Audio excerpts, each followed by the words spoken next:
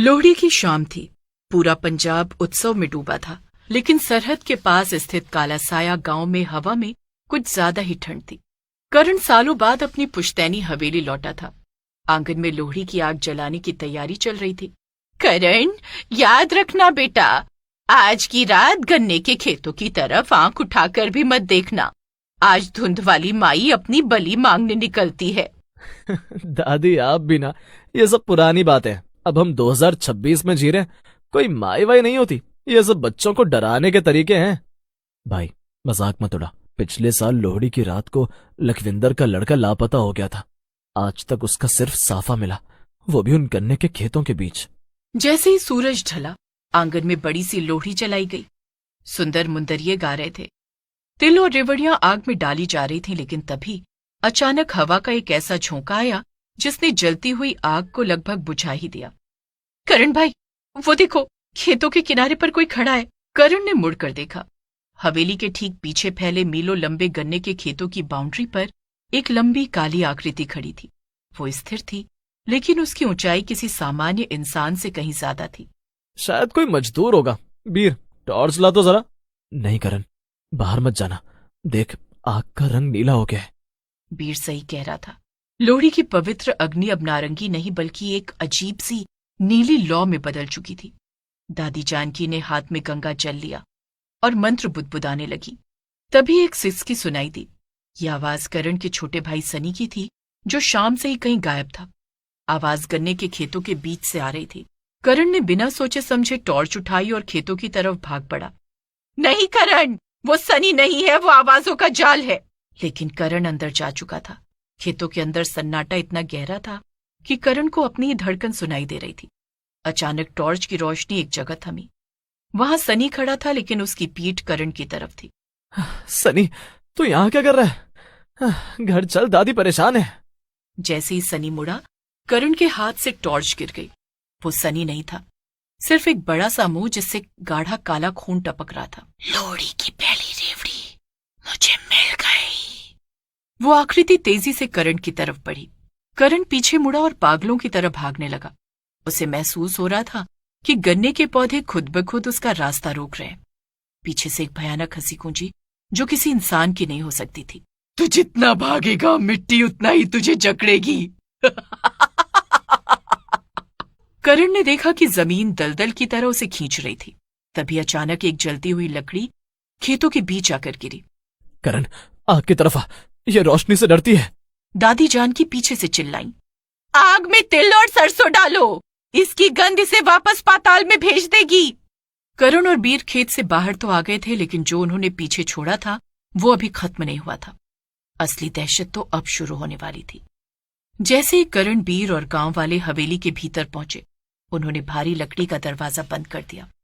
बाहर हवा का शोर इतनी तेज हो गया था जैसे हजारों आत्माएं एक साथ चीख रही हो। करण भाई, सनी कहाँ है? आप उसे साथ नहीं लाए? करण की सांसें अभी भी उखड़ी हुई थी। उसने बीर की तरफ देखा, जिसकी आंखों में दहशत थी। वो सनी नहीं था सिमरन, वो कुछ और ही था। लेकिन असली सनी अभी भी लापता है। अचानक हवेली की छत पर भारी कदमों की आहट सुनाई दी। ऐसा लग रहा था जैसे कोई बहुत भारी चीज ऊपर टहल रही हो। सब लोग इस आग के अंदर आ जाओ, वो हवेली के अंदर घुस चुकी है। उसे लोहड़ी की बलि चाहिए। अगर आज रात हमने उसे सनी नहीं दिया तो वो एक एक करके सबको ले जाएगी। दादी, आप क्या कहना चाहती हैं? क्या सनी अब भी जिंदा है? वो गन्ने के सबसे पुराने कुएं के पास है, जहां पहली बार लोहड़ी की राख दबाई गई थी। लेकिन वहां तक जाना खुद को मौत के हवाले करना है। अब बहुत हुआ बीर, हमें उस कुएं पर जाना होगा। अगर हम डरे रहे तो ये रात हमारी आखिरी रात होगी। दोनों भाई हाथों में लोहड़ी की जलती हुई मशालें लेकर फिर से अंधेरे की ओर निकल पड़े। गन्ने के खेत अब किसी भूल भुलैया की तरह लग रहे थे। अचानक उन्हें एक कुआं दिखा जिससे नीली रोशनी निकल रही थी। कुएं के किनारे सनी बैठा था, लेकिन वो पत्थर की तरह जमा हुआ था। तुम फिर आ गए। इस बार तुम दोनों की हड्डियां मेरी अगली लोहड़ी का ईंधन बनेगी। जैसे ही वो साया करण की ओर झपटा, करण को दादी की बात याद आ गई। उसने अपनी जेब से रेवड़ियां और मूंगफली का वो पैकेट निकाला जिसे उसने शुरू में अंधविश्वास कहकर रख लिया था। वरुण ने सारी रेवड़ियां और मूंगफली जलती हुई मशाल पर फेंक दी। जैसे ही चीनी और तिल आग के संपर्क में आए, एक तेज सफेद रोशनी पैदा हुई। ये लोहड़ी की शुद्ध अग्नि थी। नहीं, ये पवित्रता मुझे जला रही है। उस रोशनी ने अंधेरे को चीर दिया था। वो साया पिघलने लगा और वापस कुएं की गहराई में गिर गया। कुएं से एक जोरदार धमाका हुआ। अगली सुबह जब सूरज की पहली किरण काला साया गांव पर पड़ी तो सब कुछ शांत था। सनी को होश आ गया था, हालांकि उसे कुछ याद नहीं था। हवेली के आंगन में राख अब भी ठंडी हो रही थी। करण ने देखा कि उसकी हथेली पर एक छोटा सा निशान था, जैसे किसी ने जलते हुए कोयले से वहां लोहड़ी लिखा हो। अब यकीन आया बेटा, कुछ रस्में सिर्फ रिवाज नहीं ढाल होती हैं। करण ने चुपचाप सिर झुका लिया। उसने अपनी घड़ी देखी। 2026 की पहली लोहड़ी बीत चुकी थी, लेकिन उसने उसे वो सिखा दिया था जो कोई किताब नहीं सिखा सकी। हवेली में सन्नाटा तो था, लेकिन वो शांति वाली नहीं, बल्कि तूफान से पहले की खामोशी थी। रात के करीब 2 बज रहे थे। सनी गहरी नींद में था, लेकिन अचानक उसकी आंखों की पुतलियां सफेद होने लगीं। वो बिस्तर से उठा और बिना आवाज किए रसोई की तरफ बढ़ा। करण जो बरामदे में बैठा पहरा दे रहा था, उसने सनी को जाते देखा।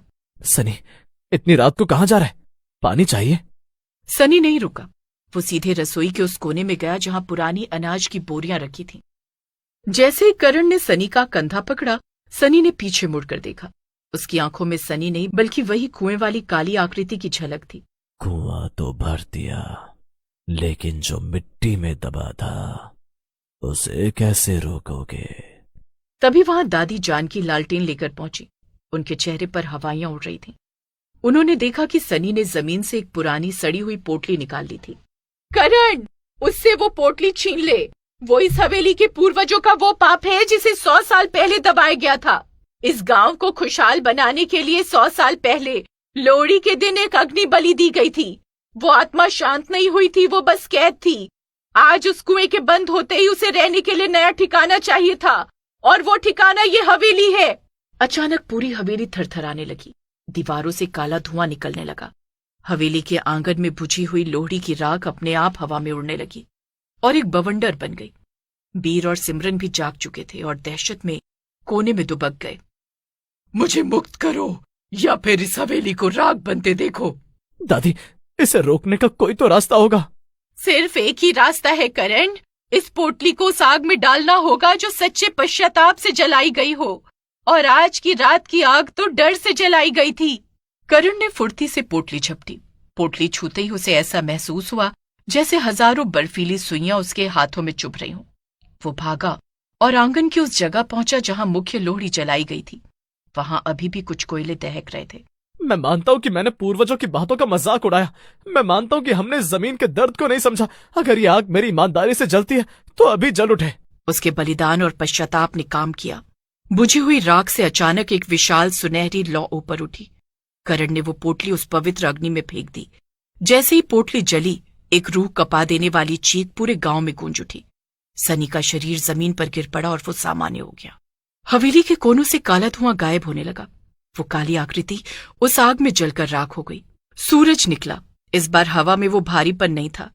करण के हाथ पर अब कोई काला निशान नहीं था, बस एक साधारण जलने का घाव था जो उसे याद दिलाता रहेगा कि कुछ शक्तियां विज्ञान की समझ से परी होती हैं। अब शहर वापस जाओगे? नहीं वीर, अब मुझे समझ आया कि इस गांव को आर्किटेक्ट की नहीं, अपनी जड़ों से जुड़े लोगों की जरूरत है। अगली लोहड़ी में यही मनाऊंगा, पूरी श्रद्धा के साथ। काला साया गांव अब सच में रोशनी का गांव बनने की राह पर था।